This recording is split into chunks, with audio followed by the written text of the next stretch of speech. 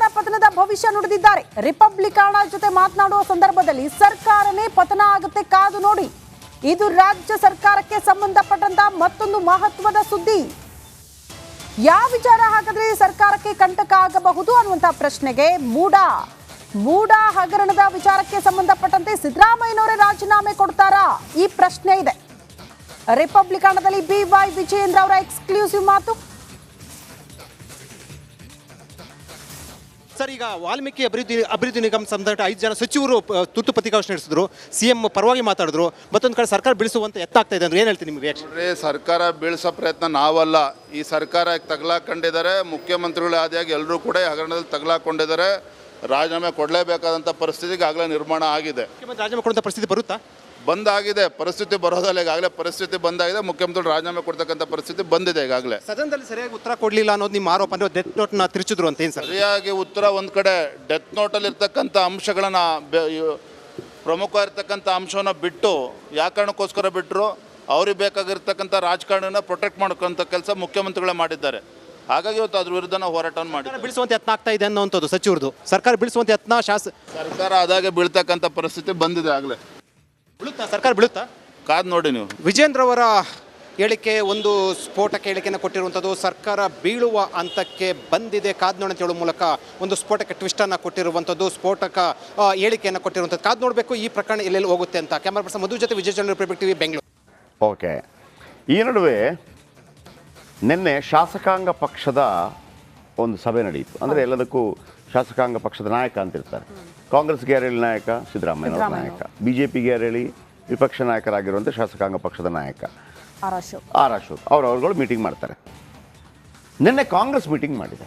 Congress meeting ಮಾಡಿದಾಗ ನೋಡ್ರಿ, ನಮ್ಮ ಮೇಲೆ ಹಿಂಗೆ ಅಟ್ಯಾಕ್ ಆಗ್ತಾ ಇದೆ, ನಾವು ಅದಕ್ಕೆ ವಾಪಸ್ ಅಟ್ಯಾಕ್ ಮಾಡಬೇಕು.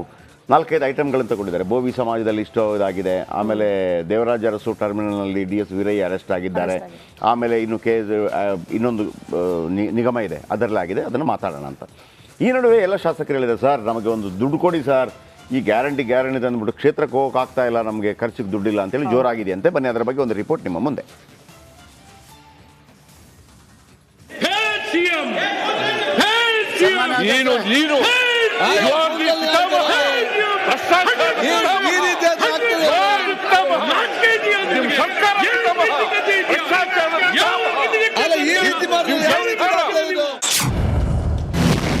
ಆ ಮೂವರಿಗೆ ಸಿದ್ದರಾಮಯ್ಯನವರೇ ಟಾರ್ಗೆಟ್. ಮೂಡ ಅಕ್ರಮದ ಬಗ್ಗೆ CM ಸ್ಪಷ್ಟನೆ ಏನು?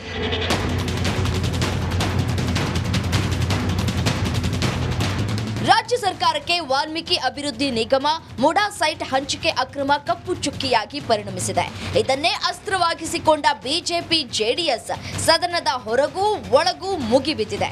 ಇದಕ್ಕೆ ಪ್ರತ್ಯುತ್ತರ ನೀಡಲು CM ಕೂಡ ತಂತ್ರ ರೂಪಿಸಿದ್ದು, ನಿನ್ನೆಯ ಶಾಸಕಾಂಗ ಸಭೆಯಲ್ಲಿ ಶಾಸಕರಿಗೆ ಇದರ ಬಗ್ಗೆ ಮನವರಿಕೆ ಮಾಡಿದ್ರು.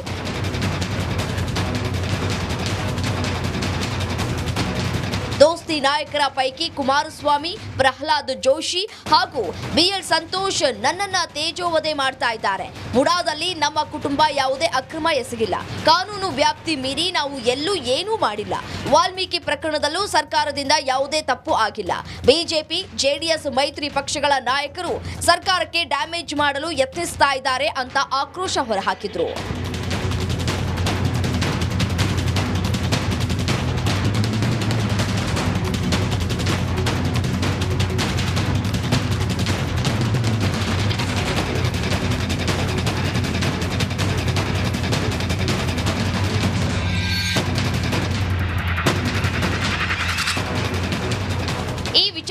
ಶಾಸಕರಿಗೆ ಯಾವುದೇ ಅನುಮಾನ ಬೇಡ, ಸದನದಲ್ಲಿ ಒಟ್ಟಾಗಿ ಹೋರಾಟ ಮಾಡಬೇಕಿದೆ.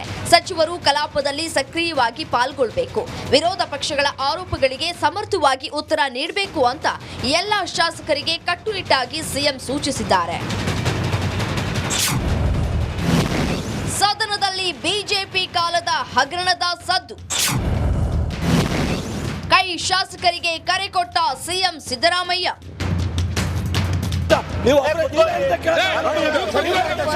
ಸರ್ಕಾರವನ್ನ ವಿಷಯವನ್ನ ತೀವ್ರವಾಗಿ ತರಾಟೆಗೆ ತೆಗೆದುಕೊಂಡಿರುವ ಬಿಜೆಪಿ ವಿರುದ್ಧ ಪ್ರತ್ಯಸ್ತ್ರ ಬೀರಲು ಸಿಎಂ ಸಿದ್ದರಾಮಯ್ಯ ಶಾಸಕರಿಗೆ ಸೂಚನೆ ನೀಡಿದ್ದಾರೆ. ಬಿಜೆಪಿ ಕಾಲದಲ್ಲಿ ಆದ ಹಗರಣಗಳ ಬಗ್ಗೆ ಮಾತನಾಡಬೇಕು, ಬಿಜೆಪಿ ಅಟ್ಯಾಕ್ ಮಾಡುವ ರೀತಿಯಲ್ಲಿ ರಿವರ್ಸ್ ಅಟ್ಯಾಕ್ ಮಾಡಬೇಕು ಅಂತ ಖಡಕ್ ಸೂಚನೆ ನೀಡಿದ್ದಾರೆ. ಒಟ್ನಲ್ಲಿ ಬಿಜೆಪಿ ಕೌಂಟರ್ಗೆ ಕಾಂಗ್ರೆಸ್ ಶಾಸಕರು ಸರಿಯಾಗಿ ಕೌಂಟರ್ ಕೊಡಲು ಕರೆ ಕೊಟ್ಟಿದ್ದಂತೂ ಸತ್ಯ.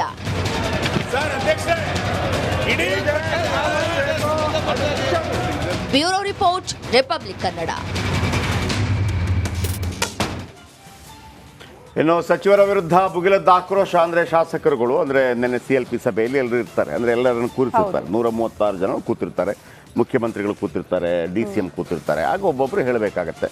ಆಗ ಕೆಲವರು ಶಾಸಕರು ಹೇಳಿದ್ರು ಅದು ನಿಂತು, ಸರ್ ನನಗೆ ಹೇಳಬೇಕು ಏನು ಸರ್, ಸಚಿವರು ನಮ್ಮನ್ನು ಕೇರೆ ಮಾಡಲ್ಲ ಸರ್, ಮಾತಾಡ್ಸೋದೇ ಇಲ್ಲ, ಏನು ಸರ್ ಇದು, ಅಲ್ಲಿ ನೀವು ದುಡ್ಡು ಕೊಟ್ಟಿಲ್ಲ ಮತ್ತೊಂದು ಅಂತೇಳಿ. ಸೊ ಹಾಗಾಗಿ ಅದರ ಬಗ್ಗೆ ಭಾಳ ದೊಡ್ಡ ಚರ್ಚೆ ಆಗಿದೆ ಅಂತ ಸಚಿವರ ವಿರುದ್ಧ ಭುಗಿಲೆದ್ದ ಆಕ್ರೋಶ. ಸಚಿವರ ವಿರುದ್ಧ ಮತ್ತೆ ಭುಗಿಲೆದ್ದ ಶಾಸಕರು. CLP ಸಭೆಯಲ್ಲಿ ಸಚಿವರ ವಿರುದ್ಧ ಆಕ್ರೋಶ. ಸಚಿವರು ನಮ್ಮ ಕೆಲಸಗಳನ್ನು ಮಾಡಿಕೊಡ್ತಾ ಇಲ್ಲ, ನಮ್ಮನ್ನು ಕೇರ್ ಮಾಡ್ತಾ ಇಲ್ಲ, ಕ್ಷೇತ್ರದ ಕೆಲಸಗಳ ಬಗ್ಗೆ ಮಾತನಾಡಲು ಅವಕಾಶ ಇಲ್ಲ, ಆಮೇಲೆ ಅನುದಾನ ಇಲ್ಲ, ಯಾವುದೇ ಅನುದಾನ ಇಲ್ಲ. ಸಾಧಾರಣವಾಗಿ ಒಬ್ಬ MLAಗೆ 5 ವರ್ಷಕ್ಕೆ 10 ಕೋಟಿ ಶಾಸಕರ ಅನುದಾನ ಬರುತ್ತೆ. ಶಾಸಕರ ಅನುದಾನ ಅಂತ ಬರುತ್ತೆ ಒಬ್ಬೊಬ್ಬರಿಗೆ. ನಾಳೆ ನೀವು MLA ಆದರೆ ಆಗ್ತೀರಾ?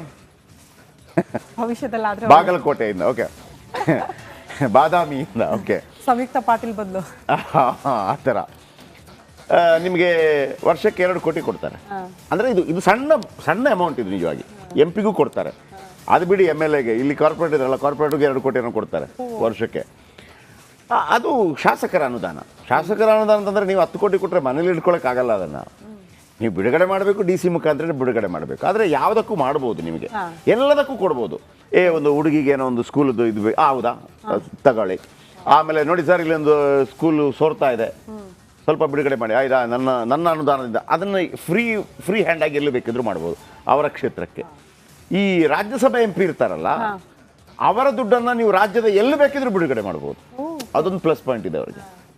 ಎಲ್ಲಿ ಬೇಕಿದ್ರೂ ಬಿಡುಗಡೆ ಮಾಡ್ಬೋದು. ಉಳಿದವ್ರಿಗಿಲ್ಲ. ಅದು ಉಳಿದವ್ರಿಗೆ ಆ ಜಿಲ್ಲೆ ವ್ಯಾಪ್ತಿಗೆ ಮಾತ್ರ ಬರುತ್ತಾ, ಅದೊಂದು ವಿಶೇಷ.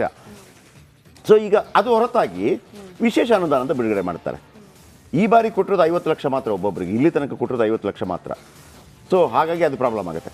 ಈಗ ನೀವು ಅನುದಾನ ಅಂತಂದರೆ 136 MLAಗಳು ಮಾತ್ರ ಅಲ್ಲ, ಎಲ್ಲ MLAಗಳು ಕೊಡಬೇಕು. 224 MLA. ನೀವು BJP ಕಾಂಗ್ರೆಸ್ ಅಂತ ಹೇಳಕ್ಕೆ ಬರಲ್ಲ, ಎಲ್ಲರಿಗೂ ಕೊಡಬೇಕು. ಸಿದ್ದರಾಮಯ್ಯನವರು ಯಾವತ್ತೂ ಕೂಡ ಅದನ್ನು ತಾರತಮ್ಯ ಮಾಡಿದವರಲ್ಲ, ಯಾರೂ ಮಾಡಲ್ಲ. ವಿಶೇಷವಾಗಿ ಸಿದ್ದರಾಮಯ್ಯನವರು ಮಾಡಿಲ್ಲ, ಯಡಿಯೂರಪ್ಪನವರು ಮಾಡ್ತಾ ಇರಲಿಲ್ಲ ತಾರತಮ್ಯ. ಎಲ್ಲ ಶಾಸಕರು ಬಂದಾಗ ಅವರಿಗೆಲ್ಲ ದುಡ್ಡು ಕೊಡ್ತಾಯಿದ್ರು. ನಮಗೊಮ್ಮೆ ಅನಿಸುತ್ತೆ ಗೊತ್ತಾ, ಯಾಕೆ ಶಾಸಕರು ಈಗ ಇವರು ನಾಳೆ ಏನಾದರೂ ಅವರ ಅಧಿಕಾರ ಚೇಂಜ್ ಮಾಡೋದು ಅವ್ರು ಹೇಳ್ತಾರೆ ಶಾಸಕರ ಅಭಿಪ್ರಾಯ ತಗೊಳ್ಳಿ ಅಂತ ಹೇಳ್ತಾರೆ. ಶಾಸಕರ ಅಭಿಪ್ರಾಯ ಕೊಟ್ಟಾಗ ಶಾಸಕರು ಇವರಿಗೆ ಹೆಚ್ಚಿನ ಮಾನ್ಯತೆ ಯಾಕೆ ಕೊಡ್ಬೋದು ಅಂತಂದರೆ ಅವರ ಕರೆಗೆ ಸ್ಪಂದಿಸಿರ್ತಾರೆ, ಅವರಿಗೆ ಅನುದಾನ ಕೊಟ್ಟಿರ್ತಾರೆ. ಆಮೇಲೆ ನಮಗೊಂದು ನಿಯತ್ತು ಅಂತಿರುತ್ತೆ ಮನುಷ್ಯನಿಗೆ, ಏನ್ರಿ ನನ್ನ ಕ್ಷೇತ್ರಕ್ಕೆ ಇಷ್ಟೆಲ್ಲ ಸಹಾಯ ಮಾಡಿದರೆ ನಾನು ಬಿಟ್ಬಿಡೋಕ್ಕಾಗತ್ತಾ ಅಂತೇಳಿ. ಹಾಗಾಗಿ DKನ ಅಥವಾ ಸಿದ್ದರಾಮಯ್ಯನವರ ಅಂತಂದಾಗ ಸಿದ್ದರಾಮಯ್ಯನವರಿಗೆ ಜಾಸ್ತಿ ಓಟು ಬೀಳ್ಬೋದು ಅಂತ ಯಾಕಂತಾರೆ ಅಂತಂದರೆ ಆ ಅನುದಾನ. ಹಾಗಿದ್ರೆ DKಗೆ ಬೀಳಲಿಕ್ಕಿಲ್ಲ, ಓಟು ಬೀಳುತ್ತೆ ಯಾವಾಗ ಅವರು ಮುಖ್ಯಮಂತ್ರಿ ಆದ ನಂತರ